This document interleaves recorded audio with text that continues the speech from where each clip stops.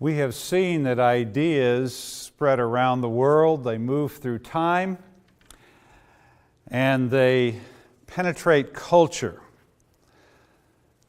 And I'd like to take a little more time to focus on the concept of ideas penetrating culture because it is something that the church has lost sight of. I mentioned that ideas usually are spawned in universities or perhaps monasteries where people spend their lives wrestling with critical questions and issues. And they move from there to the filmmakers and songwriters, the poets. And then from there, they have an impact on the professionals. And the professionals then create institutions that surround our lives, the laws, the structures, the institutions that frame the society in which we live. Someone said to me the other day, reflecting on a consumer society, they said, we are being consumed by consumerism. Consumerism is part of our lives. It's part of the structure, part of the fabric of our lives. And we love spending money. But do we realize that what this society is doing is consuming us? It's consuming our hearts, our souls. It's consuming our health. So we live within the framework of these structures and institutions of society, and we don't even know what's happening to us. But I want to take a few minutes and look at the role of the artist, what I call the balladeer. In the medieval times, there were clowns, I think they were called jesters, and then there were balladeers. And the balladeers were people who would sing, they were minstrels, they'd go from town to town telling stories, turning the history into a story to remind people of who they were. And it is that concept of balladeer that I want to speak of today. We have a lot of Christians who love the arts, but very often they are discouraged by the church to engage in the arts. I was talking to a woman not too long ago, and she's a very good painter, and I asked her what she's painting. She said, I haven't painted for 20 years. And I said, well, why have you not painted for 20 years? And she said, because it's not spiritual enough. And my heart was broken for her, but it was also broken for all the people that could have enjoyed the art that her life could have produced. Because she had this faulty idea of what was spiritual and was not spiritual.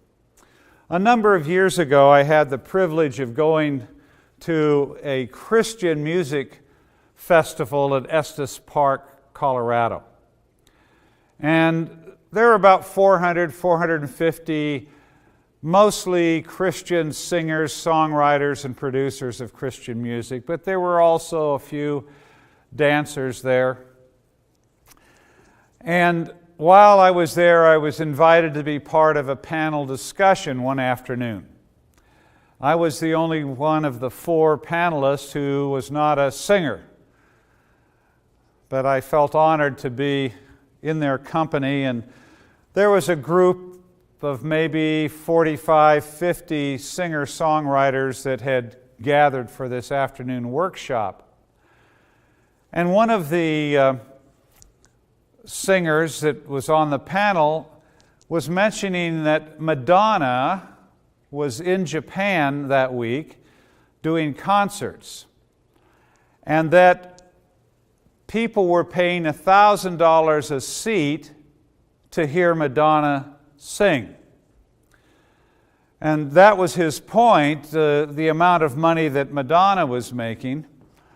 But when it was my turn to speak, I picked up on the theme of Madonna being in Japan, and I asked this group of singers and songwriters, what is Madonna doing in Japan?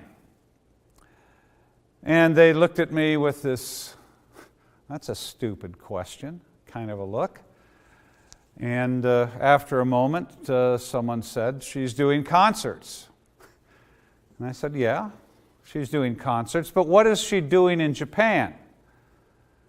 And somebody else said, she's entertaining the Japanese. And I said, yes, she's entertaining the Japanese. But what is Madonna doing in Japan? And somebody said, she's making a lot of money. And I said, at $1,000 a seat, she's making a lot of money. But what is Madonna doing in Japan? And they had no other answers. And I said, she's discipling a nation. And you should have seen their jaws dropped. They had never had that thought before. And how tragic this is, because our task as a church is to disciple nations. And one of the greatest gifts that can be used for discipling nations is that of the arts. And here were all these Christian singers that didn't even have a clue. Most Christian music artists are busy entertaining the church. And they could be using their gifts to disciple their nations. I was sharing these things at a leadership training in South Africa a number of years ago. It was one of those rich experiences where there were 150 young leaders from 50 different countries. What a privilege it is to be in that kind of an environment of both leaders but also the diversity of backgrounds. And as I got to this point in the session, the people that had invited me to come to South Africa came up to the platform and said, "Darrow, you need to sit down." So I went and sat down, and as soon as I sat down, a young woman stood up, and she had tears running down her cheeks.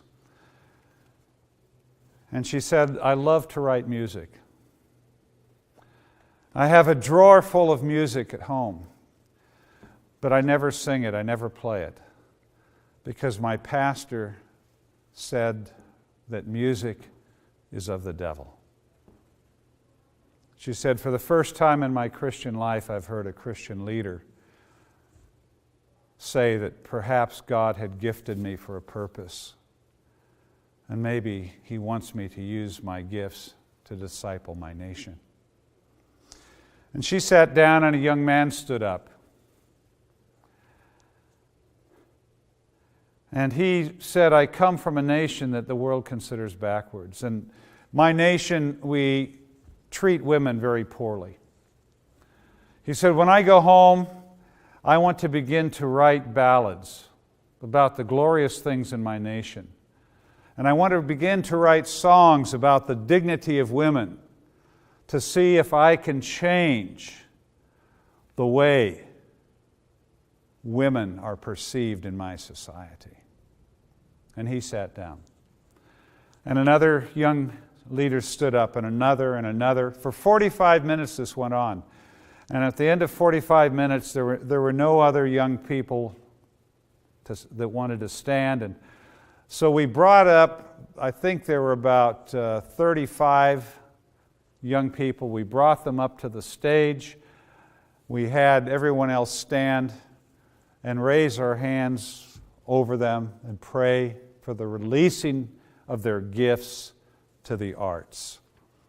It was a remarkable time.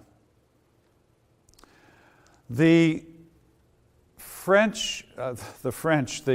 Greek philosopher Plato said, "Give me the songs of the nation, and it matters not who writes its laws." What did Plato understand?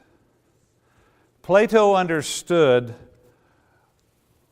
that music shapes culture, and culture is upstream from economics and politics.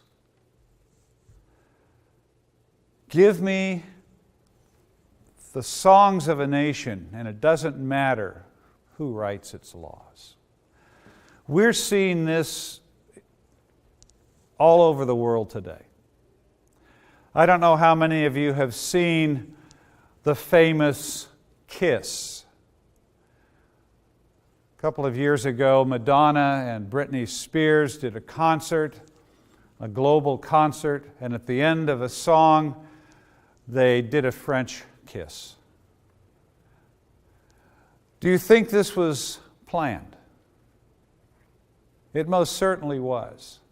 They, as artists, were making a statement to the young people of the world that there's no difference between a man and a woman kissing and two women kissing. They were at that concert discipling nations.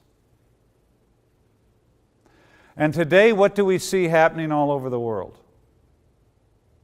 We see government after government seeking to redefine the laws of marriage, to make marriage between any consenting adults, not just a male and female. And I look as I travel to South America, as I travel to Africa, these nations in all their poverty, why are their parliaments, why are their congresses spending so much time creating these laws?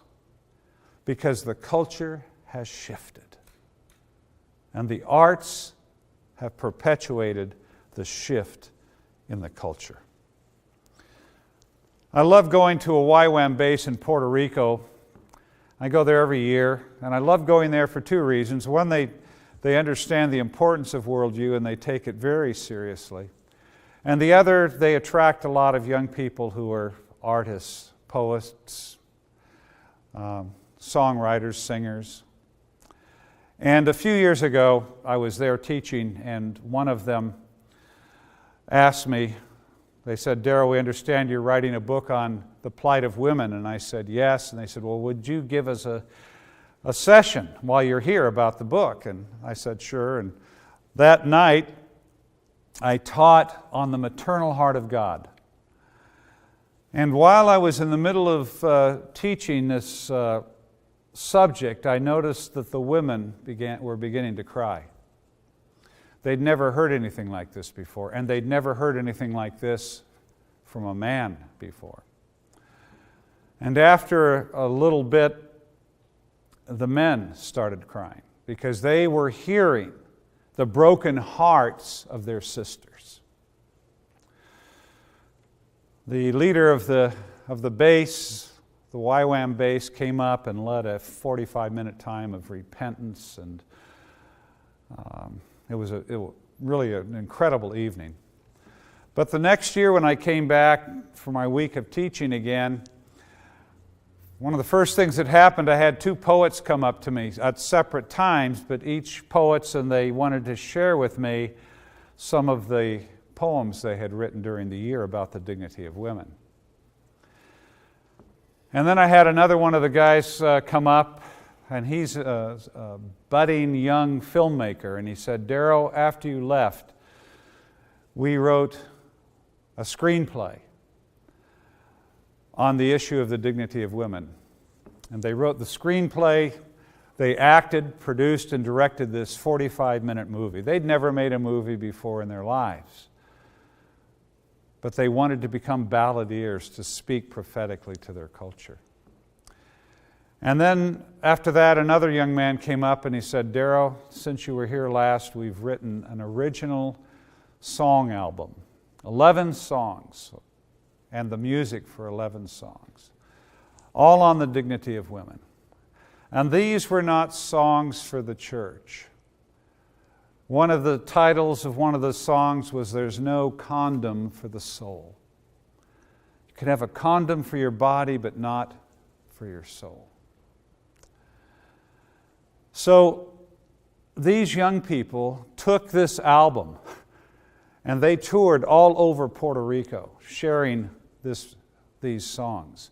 And then they went to Colombia and toured Colombia sharing these songs. They had captured, their imagination had captured the idea of becoming balladeers for the kingdom of God.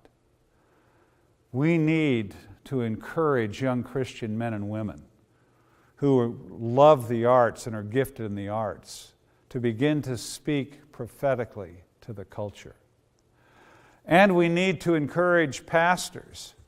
When the church is healthy, she is the wellspring of the arts for a nation. And right now the church is not very much involved in the arts. Maybe if it's religious art, religious songs, yes, but in terms of shaping the music and the culture, we're not even in the game. So we need to encourage pastors and young Christians to begin to engage in the culture with the arts.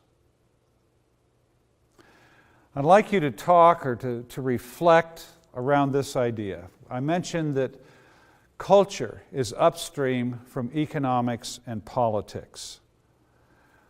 And what does this mean for Christians?